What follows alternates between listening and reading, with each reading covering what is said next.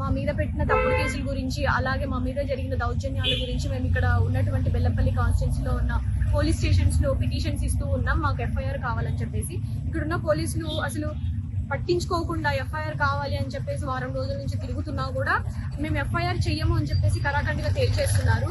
గత 6 నెలలు 7 నెలల నుంచి ఇన్సిడెంట్లు జరిగినా కూడా వాళ్ళు ఎఫ్ఐఆర్లు కట్టకుండా డిలే చేస్తూ ఉన్నారు.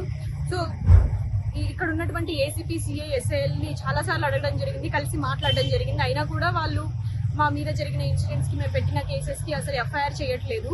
సో ఈ రోజు ఏసీపీ గారితో కూడా మాట్లాడడం జరిగింది. అయితే ఆయన కరాఖండిగా తేల్చి చెప్పేస్తున్నారు, ఇక్కడ ఉన్నటువంటి ఏ పోలీస్ స్టేషన్ లోనూ ఎఫ్ఐఆర్, మీరు ఇచ్చిన పిటిషన్లకి ఎఫ్ఐఆర్ మేము చెయ్యము, మీరు ఏం చేసుకుంటారో చేసుకోండి అని చెప్పేసి ఆయన మాట్లాడుతున్నాడు. సో ఎఫ్ఐఆర్ చేసేంత వరకు ఈ రోజు నేను ఇక్కడ కదిలేదే లేదు, నేను ఇక్కడే బయట ఇస్తున్నాను. దయచేసి ఇక్కడ ఉన్నటువంటి పోలీసులు మేము ఇచ్చిన పిటిషన్లు తీసుకొని ఎంక్వైరీ చేసి దాన్ని ఎఫ్ఐఆర్ కట్టి మాకు న్యాయం చేయాలని చెప్పేసి నేను కోరుకుంటున్నాను.